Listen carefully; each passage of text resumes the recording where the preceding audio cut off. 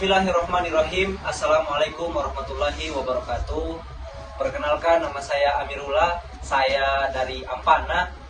Saya mahasiswa aktif UIN Dato Karama Palu, program studi hukum keluarga Fakultas Syariah.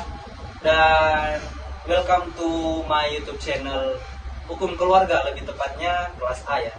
Jadi di sini saya dan beberapa teman saya nanti akan berbincang-bincang seputar konstitusi. Jadi langsung saja saya undang teman-teman saya untuk membersamai saya di sini. Silakan kepada teman-teman saya untuk membersamai saya di sini. Halo Kanda. Kanda. Nah, duduk. Duduk. Tafadhal Kanda. Tapi di Tapi Kanda. Oke, ada masalah. Masya Allah, Masya Allah. Ya, oke, sip. Jadi teman-teman, inilah teman-teman saya yang akan bersamai saya di sini. Kita perkenalkan dulu. Yang pertama ada Zen. Halo, perkenalkan, nama saya Zen Mustafa. Saya dari Mangga Kepulauan. Saya mahasiswa aktif di Universitas Dato Karama Palu. Selanjutnya ada Di sini ada orang ganteng. Ya, langsung saja, nama saya Muhammad Miftah Ulum, biasa dipanggil Miftah, bisa juga dipanggil Ulum. Iya. Saya juga mahasiswa aktif di UIN Dato Karama Palu tahun 2023 ini dari jurusan Hukum Keluarga, Fakultas Syariah. Oke, yang selanjutnya ada teman saya. Kanda saya paling dekat dengan saya di kelas. Kanda silakan Kanda perkenalkan nama Kanda. Ya, langsung saja perkenalkan, nama saya Muhammad Nawar. Ya, biasa dipanggil di kampus itu Alex. Nah, biasanya panggil Alex ya di sana kampus.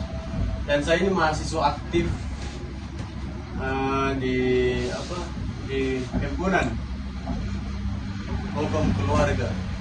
Saya angkatan tahun 2023 ya. Iya, 2023. Tahun 2023 saya masuk di kampus UIN Dato Karama ini.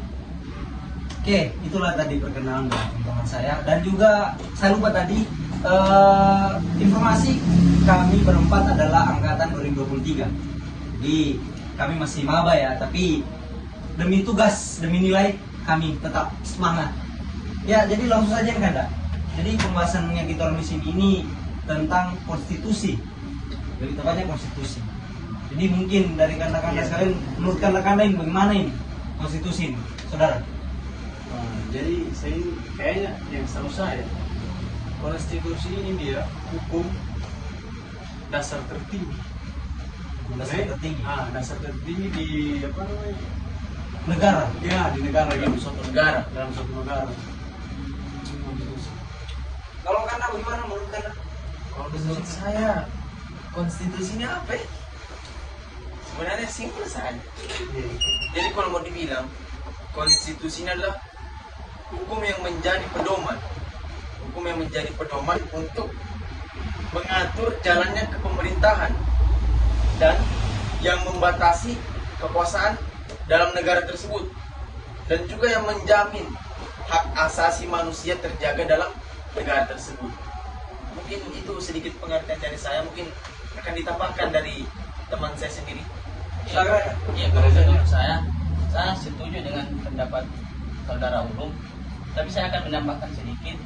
Konstitusi adalah norma politik dan hukum tentukan pada pemerintah negara biasanya. Hukum ini biasanya tidak mengatur pada hal-hal rinci, tetapi ia menjadi patokan pada peraturan-peraturan lainnya.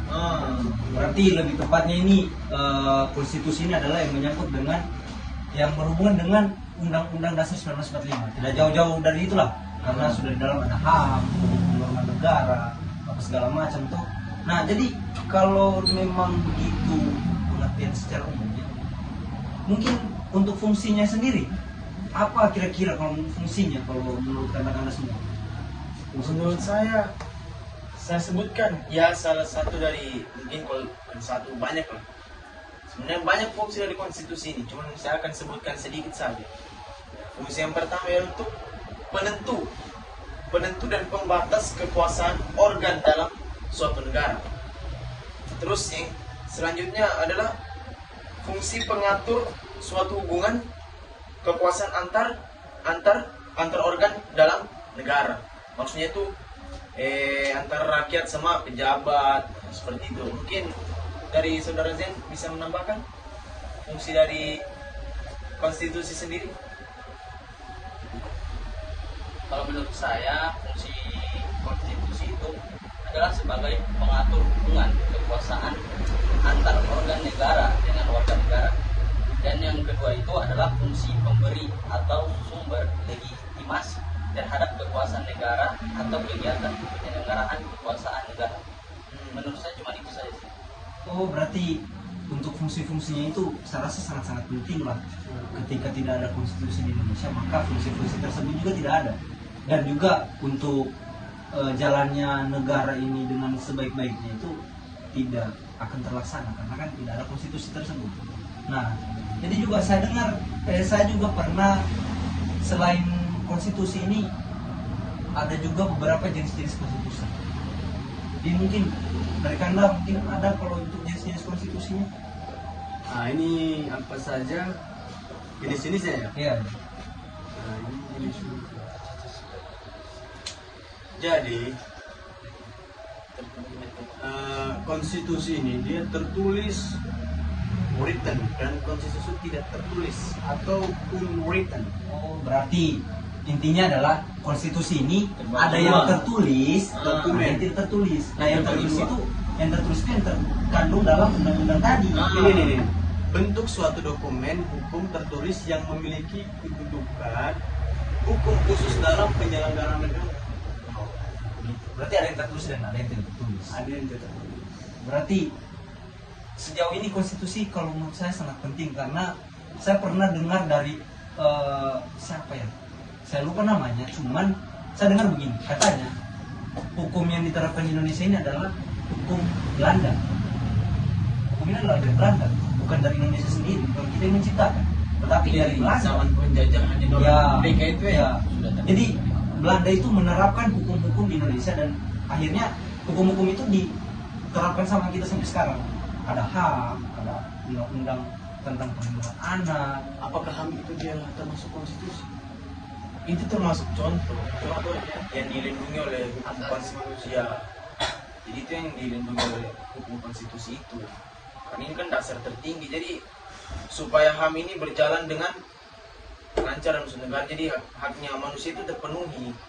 Tidak seperti maksudnya itu pejabat tidak bisa sewenang-wenang terhadap rakyat.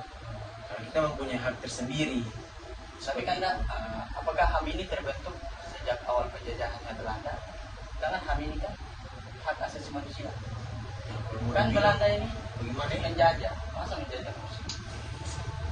Tapi kan kalau menurut saya HAM itu sudah ada dari sejak kita lahir. Dari dulu. Kami kita itu langsung mempunyai hak. Zaman Nabi itu ada HAM. Tapi di zaman Nabi perbedaannya adalah tidak ada itu undang-undang. Karena lihat saja, Nabi memerdekakan hamba sahaya. Kalau Nabi tidak merdekakan, tidak ada HAM sama dia. Nah, sekarang kan kita sudah dilindungi oleh HAM.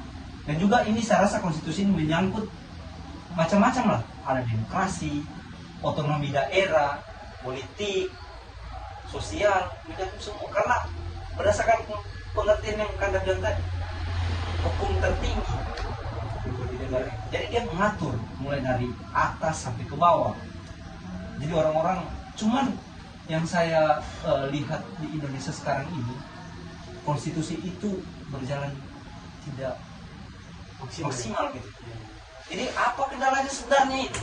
Jadi di sini bisa kita tangkap konstitusi ini setiap namanya zaman berubah-ubah. Dikarenakan orde lama itu kurang mencerminkan undang-undang dasar yang sekarang ini. Undang-undang dasar itu orde lama. Jadi ada namanya konstitusi orde lama. Jadi setiap periode itu berubah-ubah terus konstitusi. Berubah-ubah dia. Itu yang membuat dia tidak berjalan secara maksimal. Jadi makanya konstitusi ini sistem yang rupanya itu sistem-sistem yang biasa kita dengar itu legislatif, yudikatif, eksekutif. Nah, itu yang membuat perubahan-perubahan dalam konstitusi itu. Kurang lebih begitu ya. Jadi itulah teman-teman, mungkin ya itulah pembahasan kita pada kecil-kecilan dari kami. kecil-kecilan lah pada hari ini. Jadi Saya ucapkan terima kasih kepada yang telah menyaksikan video kami dan juga wabil khusus yang terhormat Bapak Muhammad Taufik yang telah menyaksikan video kami. Kami ucapkan terima kasih banyak dan kami tutup Dengan jargon. kebanggaan kita. Salam keluarga. Salam family. Wassalamualaikum warahmatullahi wabarakatuh. Wabarakatuh.